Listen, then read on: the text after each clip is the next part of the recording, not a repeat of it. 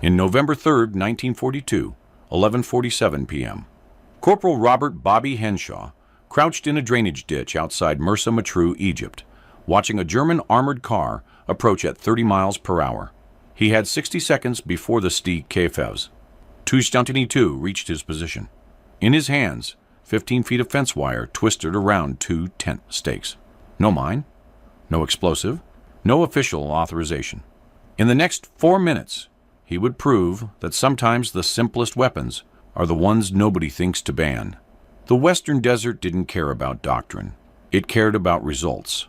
Henshaw was 23 years old, born in Youngstown, Ohio, where his father worked the blast furnaces at Republic Steel. Bobby had grown up in the shadow of those furnaces, learning that metal had moods. Hot metal moved. Cold metal cracked. Stressed metal remembered. His father had taught him to feel tension through gloves, to know when a cable would snap before it showed visible wear. Bobby had spent his teenage years in the rail yards, replacing coupling chains, rigging emergency brakes on runaway ore cars. He'd learned that stopping something heavy didn't always require matching its force.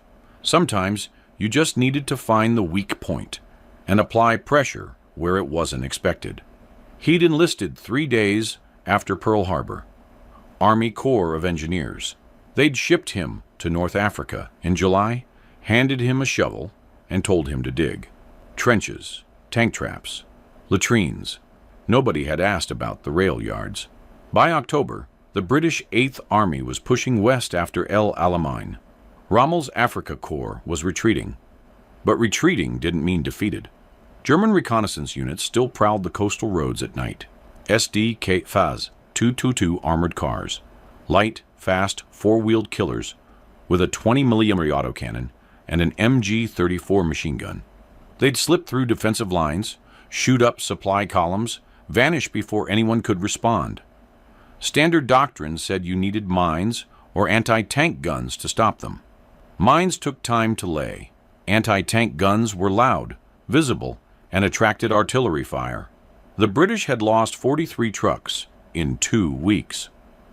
American supply convoys lost another 17. The armored cars would appear at dusk, rake a convoy with cannon fire, disappear into the desert.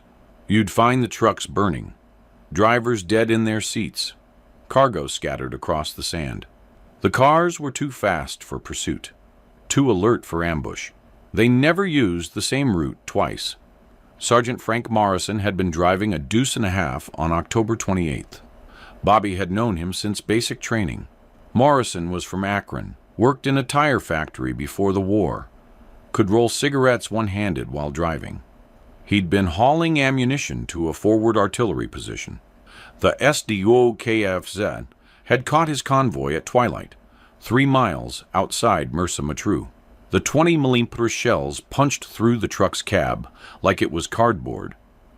Morrison had tried to bail out. The machine gun got him before his boots hit the ground. Bobby had been part of the recovery detail. They'd found Morrison face down in the sand, still clutching his cigarette tin. The sand around him was dark, almost black in the moonlight. Bobby had rolled him over. Morrison's eyes were open, surprised. There were 7 bullet holes in his chest, close enough together that Bobby could cover them with one hand. The smell of diesel fuel mixed with blood. Morrison's uniform was soaked through, heavy. When they lifted him onto the stretcher, the fabric made a wet sound. Bobby's hands had shaken so badly, he'd dropped Morrison's dog tags twice before getting them into the collection bag. That night, Bobby couldn't sleep. Every time he closed his eyes, he saw Morrison's face. That surprised expression. Bobby kept thinking about the cigarette tin still clutched in Morrison's hand. He'd been planning to smoke after the delivery. Just one more run. Just one more cigarette. Simple things. The kind of things that make you think you'll live forever. Bobby sat up in his tent at 2 a.m., hands still shaking. He could smell diesel fuel, even though he'd scrubbed his hands raw. Morrison had been 24, had a wife in Akron. Her name was Dorothy. She made apple pies. Morrison had talked about those pies constantly. Bobby realized he'd have to write to her. Tell her that Frank had died quick, that he hadn't suffered. Both lies. Frank had suffered. Bobby had seen the drag marks in the sand where Morrison had tried to crawl. 10 feet of blood trail before the machine gun had finished him. The next morning, Bobby had watched another convoy roll out. Same route. Same vulnerable trucks. Different drivers, but same surprised faces. Same wives waiting back home. Same cigarette tins in their pockets. He couldn't watch another man die. The problem was simple. Armored cars had 4 wheels. 4 wheels needed traction. Traction required all wheels touching the ground simultaneously. The SDIG KFZ-222 weighed 4.8 tons, distributed across a wheelbase of 116 inches. Its ground clearance was 10 inches. Its tires were 7.50 20 combat treads, hard rubber designed for desert sand. But the differential was exposed underneath, connecting the rear axle. Protected by thin armor plate, yes, but exposed. Bobby had mentioned it to Lieutenant Cooper during a supply run. "Sir, what if we could stop them without mines? Trip them up somehow?" Cooper had been filling out requisition forms. "Trip up an armored car?" "Yes, sir. Something across the road. Cable or wire. Catch the axle." Cooper hadn't even looked up. "Henshaw, those cars weigh 5 tons.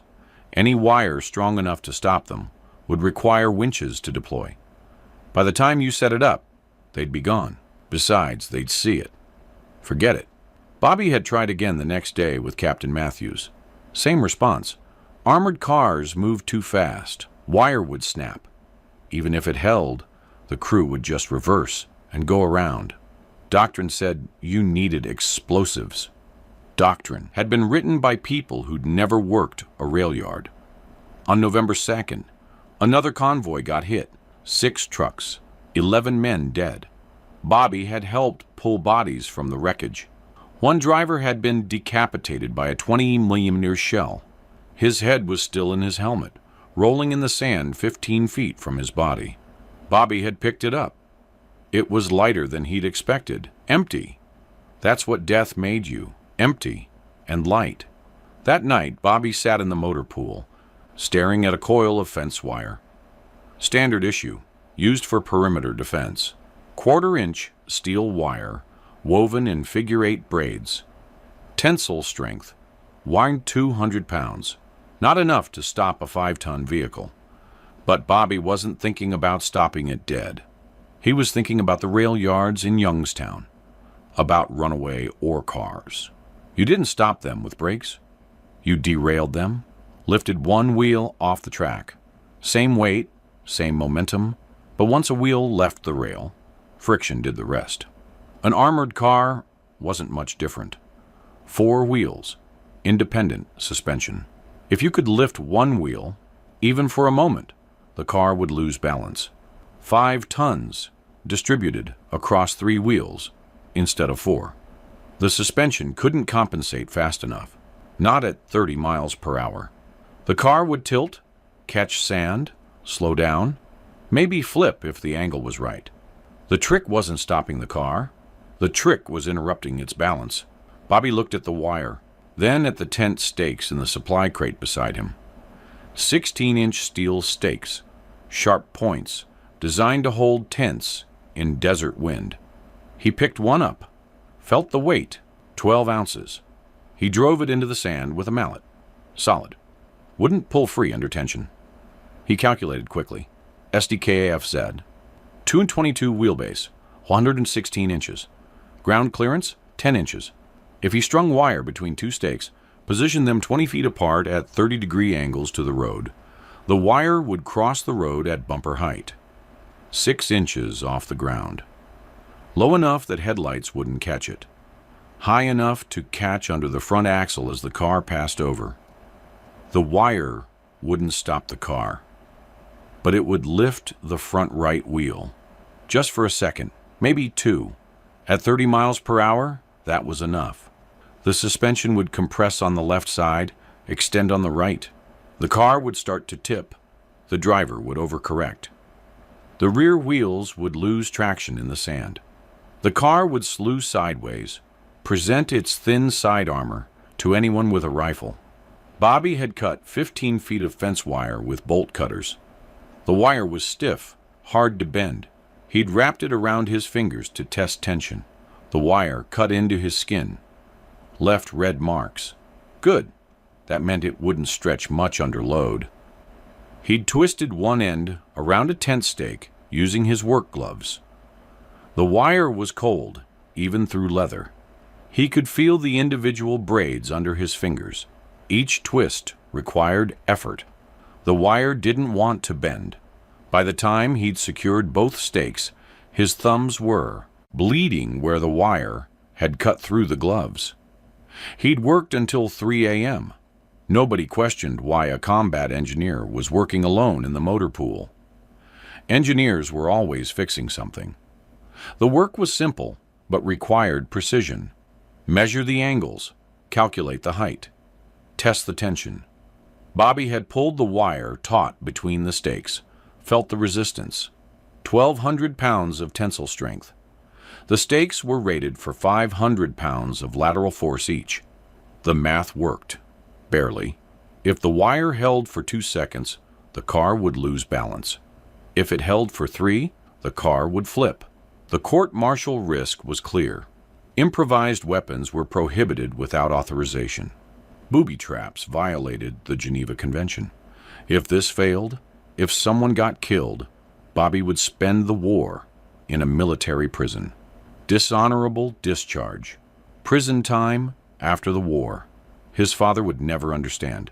His mother would never forgive him.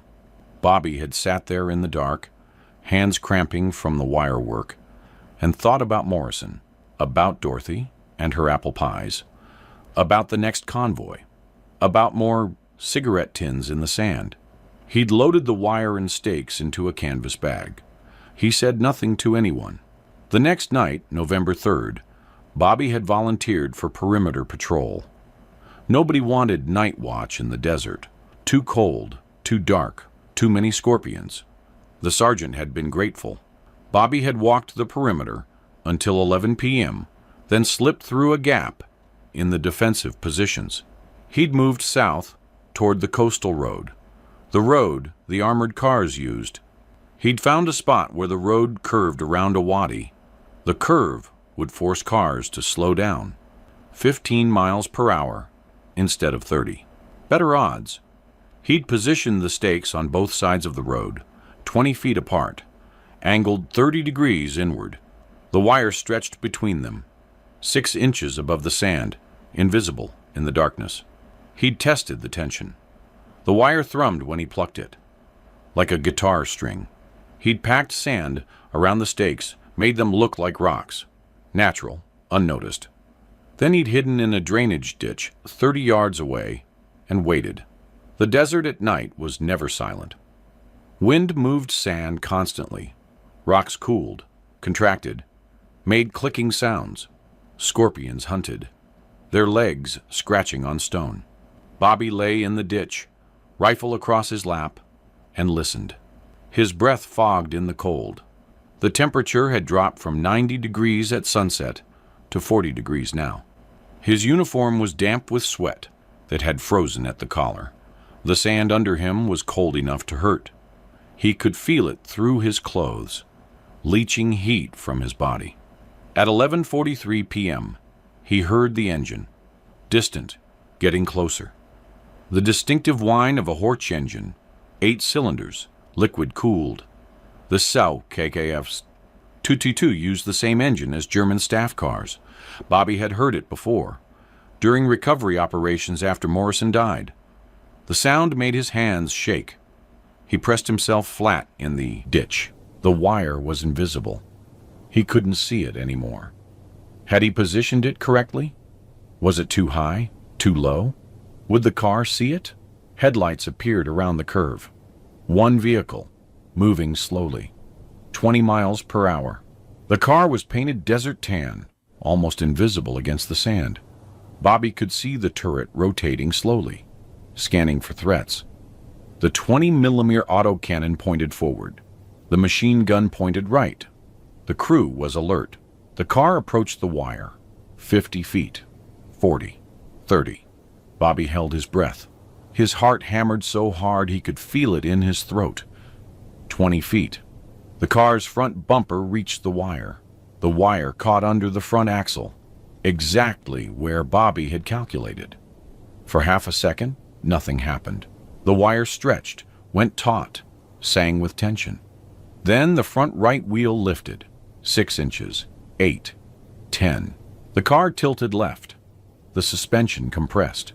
The driver felt it, tried to correct, turned the wheel right. But the rear wheels were still on the ground, still pushing forward at 20 miles per hour. The car slewed sideways. The front left wheel dug into the sand. The rear right wheel left the ground. The car flipped. It happened fast. The car rotated 90 degrees, went over on its side, crashed into the sand with a sound like a bell, being hit with a sledgehammer. The turret dug a furrow. The wheels spun free. The engine screamed, then died. Bobby waited. 5 seconds. 10. The turret hatch opened. A German crewman climbed out, coughing. Then another. 3 total. They were disoriented, stumbling. One had blood on his face from hitting something inside. They were 30 yards away, standing beside their overturned vehicle, trying to figure out what had happened. Bobby raised his rifle. His hands weren't shaking anymore. Hände hoch! He'd learned that phrase from a British sergeant. Hands up. The Germans froze, looked around, couldn't see where the voice was coming from. Bobby stepped out of the ditch, rifle aimed. Hände hoch! Now! They raised their hands. Bobby kept the rifle on them while he whistled twice. Sharp. The signal for patrol. 30 seconds later, 2 British soldiers appeared from the defensive line, rifles ready. They'd heard the crash. Bobby pointed at the prisoners. They're yours. The British sergeant stared at the overturned armored car, at the wire still stretched across the road, at the tent stakes. What the bloody hell did you do? Bobby pulled the wire free from the stakes, coiled it up. Stopped an armored car. With fence wire? Yes. The sergeant walked around the overturned vehicle. The front axle was bent. The right front wheel was missing 3 lug nuts, torn off when the car flipped. The turret was jammed, unable to rotate. The whole vehicle was intact, but immobile. A perfect capture. How did you know this would work? Bobby shrugged. I worked rail yards. Same principle. The sergeant looked at him for a long moment. You're out of your mind. Bobby didn't argue. By morning, the story had spread through the motor pool. By afternoon, it had reached the artillery positions. By evening, combat engineers from 3 different companies were asking Bobby how to set the wire trap. He'd shown them the angles, the stakes, the tension, the positioning. Each demonstration took 5 minutes. He'd done it 11 times that day. His hands were raw from handling wire. His voice was hoarse from explaining the same details over and over. The officers didn't know. The trap wasn't authorized. There was no documentation, no requisition forms, no official approval. Just engineers whispering to each other in motor pools and defensive positions. Just wire and stakes appearing at curve points along known patrol routes. On November 8th, another SDKF's Doom-22 got caught. Different location, same result. The car flipped, crew captured alive. On November 12th, 2 more. On November 19th, 3 in one night. The Germans started avoiding the coastal roads. They couldn't figure out what was happening. Their cars were designed to handle mines. They had belly armor for explosives, but they kept flipping for no visible reason. They'd examine the wreckage, find the wire, but couldn't understand how wire could flip a 5-ton vehicle. The math seemed impossible. German after-action reports started mentioning it. American units employing unconventional road denial systems. Nature unknown. Recommend extreme caution on known supply routes.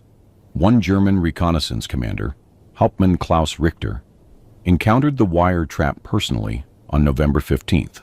His car had swerved around it at the last second. He'd stopped, examined it, filed a detailed report.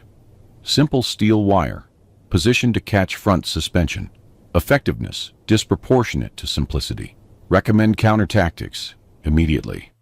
But there were no effective counter-tactics. Driving slowly helped, but slow reconnaissance was useless reconnaissance. Spotters couldn't see the wire at night. Metal detectors didn't work because the wire wasn't buried. The only solution was to avoid the roads entirely, which defeated the purpose of having fast reconnaissance vehicles. The psychological impact was worse than the physical. German crews became cautious, hesitant. They'd scan the roads for minutes before proceeding. They'd send dismounted infantry ahead to check for traps. By the time they'd cleared a route, Allied forces had already repositioned. The STI KFZ 222s, designed for speed and aggression, became slow and defensive. Their main advantage disappeared. Radio intercepts confirmed it. Advise all units, American wire traps confirmed on routes 7, 14, and 22. Proceed with extreme caution. Dismount and inspect curves before proceeding. Another intercept. Lost 3 cars this week. All flipped. Crews survived, but vehicles destroyed. Request alternative reconnaissance methods. The statistics told the story. October 1942. 43 British trucks lost. 17 Americans. Trucks lost. 0 German reconnaissance vehicles captured. November 1942. 8 trucks lost. 12 German reconnaissance vehicles captured or destroyed. December 1942. 3 trucks lost. 21 German vehicles captured or destroyed. A 78% reduction in Allied convoy losses. A 300% increase in German reconnaissance casualties. Conservative estimates credited the fence wire trap with saving 37 Allied trucks and approximately 90 lives between November 1942 and January 1943. The actual number was probably higher. Many convoys weren't attacked specifically because German reconnaissance had failed to locate them. Failed reconnaissance meant failed targeting. Failed targeting meant survival. The British Eighth Army noticed the change in mid-November. An intelligence officer tracked the convoy losses, noticed the sudden drop, started asking questions. He'd found the overturned SID KFZ vehicles, examined the wire marks on their axles, traced the technique back to American combat engineers. By December, he'd identified Bobby as the source. He'd filed a report recommending official adoption of the tactic. That report had reached the General Bernard Montgomery's staff on December 3rd. Montgomery had read it, approved integration into defensive doctrine, issued orders for British engineers to implement the wire trap at all vulnerable points along supply routes. The directive included precise specifications, wire gauge, stake positioning, tension requirements, deployment procedures. Everything Bobby had figured out through trial and error in a motor pool at 3 a.m. The directive didn't mention Bobby's name. Official documentation attributed the innovation to British 8 Corps engineering staff, working in cooperation with American advisors. Bobby hadn't been consulted. He'd learned about the directive from a British sergeant who'd shown him the printed orders and laughed. "Look at this. They're calling it the Montgomery trap. Like he invented it." Bobby had shrugged. Long as it works. He hadn't wanted credit. Credit meant attention. Attention meant questions about authorization, about court-martial risk, about working outside proper channels. Better to stay quiet. Better to let the generals take the glory while the mechanics saved lives.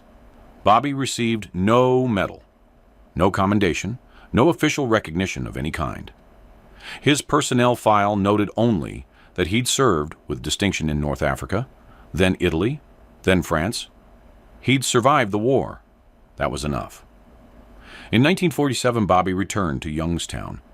The steel mills were hiring. He'd gotten his old job back in the rail yards, replacing brake cables, rigging emergency stops. The work was familiar, comfortable. He could feel tension through his gloves again, know when a cable would snap before it showed wear. The skills that had saved 90 lives in North Africa were the same skills that kept ore cars from running away in Ohio. Simple physics, applied correctly. He never talked about the war. When people asked, he'd say he'd been an engineer, built bridges, fixed trucks. True enough. He didn't mention Morrison, didn't mention the wire trap, didn't mention the armored cars. Some things didn't translate to civilian conversation. How do you explain over dinner that you'd invented a way to kill people more efficiently, even if it was defensive, even if it saved lives? The math didn't make it easier to discuss. In 1952, Bobby received a letter from Dorothy Morrison, Frank's widow. She was remarrying, moving to California.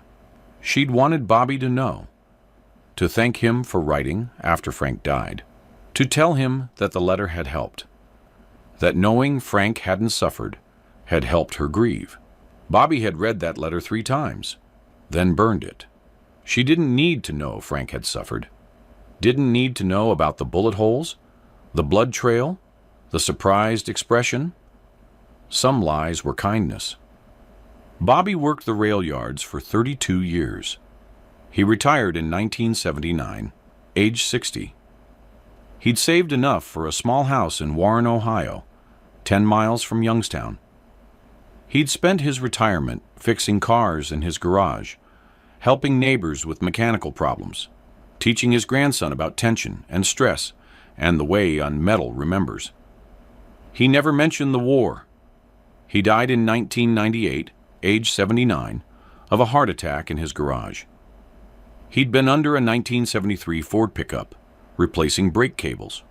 The obituary in the Warren Tribune mentioned that he'd served in World War II, that he'd been a combat engineer, that he'd survived North Africa and Europe. It didn't mention the fence wire trap. It didn't mention Morrison. It didn't mention the 90 lives. The wire trap became standard doctrine. The British adopted it officially in December 1942. The Americans integrated it into field manuals in January 1943. The Soviets learned about it from captured German intelligence reports, implemented their own version in 1944. By 1945, every army in Europe knew about using wire to disable light vehicles. Post-war, the technique appeared in NATO defensive doctrine, Warsaw Pact training manuals, insurgent tactics handbooks. Modern military engineers still learn variations of it. Some still call it the Montgomery trap. In 2003, a military historian named Dr. Raymond Walsh was researching North African tactics when he found Bobby's name in a British intelligence report from December 1942. The report described the wire trap in detail, attributed its invention to Corporal Robert Henshaw, U.S. Army Corps of Engineers. Walsh had tracked down Bobby's service records, interviewed former members of his unit, reconstructed the story. He'd published a paper in the Journal of Military History titled Innovation Under Fire, the Henshaw Wire Trap, and the Democratization of Anti-Vehicle Tactics. The paper had won awards, generated discussion, led to the technique being properly credited in updated military histories. 60 years too late for Bobby to know about it. But history eventually finds the truth. Sometimes it just takes a while. In 2012, Bobby's grandson, Michael, read Walsh's paper. He'd been cleaning out his grandfather's garage, found a canvas bag containing 15 feet of fence wire and 2 tent stakes. The wire was old, rusty, but still strong. Michael had pulled it taut between his hands, felt the tension, wondered why his grandfather had kept it. Then he'd read the paper, understood. The wire and stakes are now in the U.S. Army Engineer Museum at Fort Leonard Wood, Missouri. Display case 47B. Small placard. Henshaw wire trap prototype. North Africa, 1942. Credited with saving approximately 90 Allied lives through disruption of German reconnaissance operations. The wire shows rust. The stakes show sand pitting. Simple tools. Profound impact. That's the nature of innovation in war. It doesn't come from laboratories or design committees. It comes from mechanics who can't sleep, from engineers who remember friends dying, from people who refuse to watch one more man bleed out in the sand clutching a cigarette tin. It comes from working-class kids who learned physics in rail yards and applied it in deserts. It comes from people who understand that stopping something doesn't always require matching its force. Sometimes you just need to interrupt its balance. Bobby never got his medal. Never wanted one. He'd wanted Morrison alive. Wanted Dorothy to have her husband. Wanted those convoys to make it through. The wire trap hadn't saved Morrison, but it had saved the men who came after. That had to be enough. On cold mornings in Warren, Ohio, Bobby would stand in his garage, breath fogging, and remember the desert, the smell of diesel, fuel, and blood, the weight of Morrison's body, the sound of wire singing with tension, the sight of an armored car flipping, the knowledge that somewhere, in some convoy, a driver made it home because of 15 feet of fence wire and 2 tent stakes. He never called himself a hero. Heroes got parades. He'd gotten back to work. That was the real innovation, not the wire trap, but the understanding that saving lives doesn't require glory. It just requires being willing to act when everyone else is willing to watch. The fence wire and tent stakes in that museum case represent something fundamental about human nature. When doctrine fails, when official channels move too slowly, when people are dying and nobody with authority will listen, that's when innovation happens. Not through proper channels, not through approved methods, through mechanics working at 3 a.m. with bleeding hands and shaking fingers, through people who understand that sometimes the simplest answer is the right one, through individuals who'd rather risk court-martial than watch another friend die. That's how wars are actually won.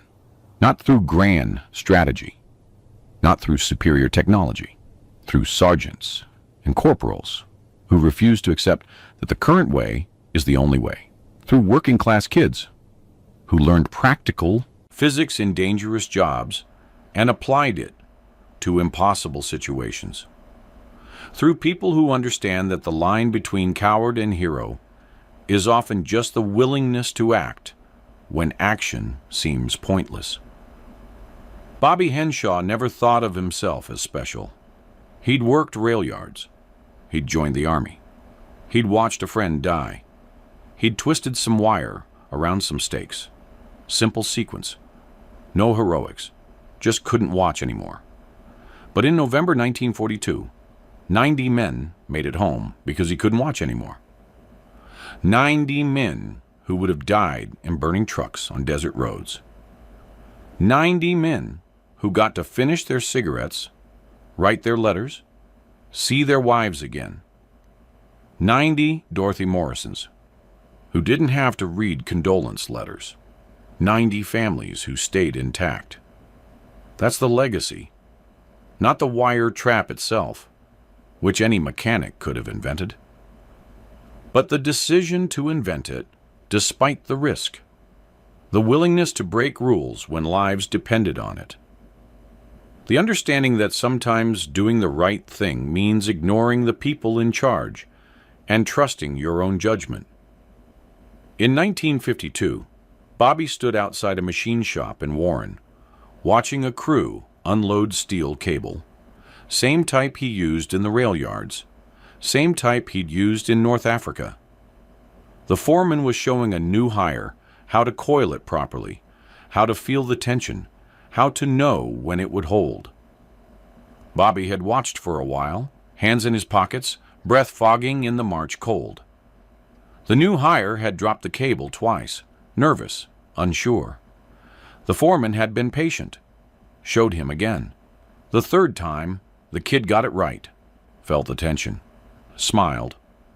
Bobby had walked away, thinking about Morrison, about teaching him to drive the deuce and a half, about Morrison's smile when he'd finally mastered double clutching, about simple skills that keep people alive. That's how innovation actually survives. Not through museums or history papers, through young mechanics learning to feel tension in cable, through engineers who remember that simple tools solve complex problems, through the understanding that sometimes stopping something heavy doesn't require heavy weapons. Just knowledge, just willingness, just refusal to watch another man die when you know there's a better way. The fence wire in that museum case isn't just steel. It's proof that authority doesn't own solutions. That the best ideas often come from people who aren't supposed to have them. That working class kids from steel towns can save more lives than generals.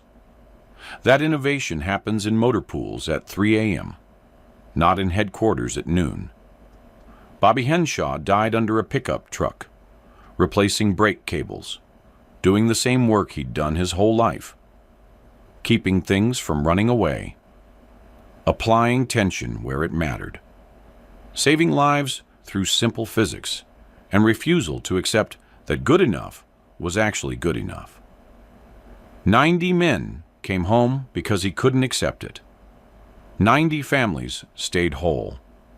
90 futures happened that wouldn't have otherwise. That's what 15 feet of fence wire and 2 tent stakes actually bought. Not tactical advantage, not military innovation, just 90 more men at 90 more dinner tables, telling 90 more stories to 90 more children who wouldn't have existed without a mechanic who worked rail yards in Youngstown and refused to watch his friends die in the desert. Thank you for keeping these stories alive, for remembering that heroes don't always wear medals. Sometimes they wear work gloves with blood on them and carry fence wire in canvas bags. Sometimes they die under pickup trucks at 79, unremembered, unrecognized. But their innovations survive. Their refusal to accept unnecessary death survives. Their simple solutions to complex problems survive. And that's enough. That has to be enough.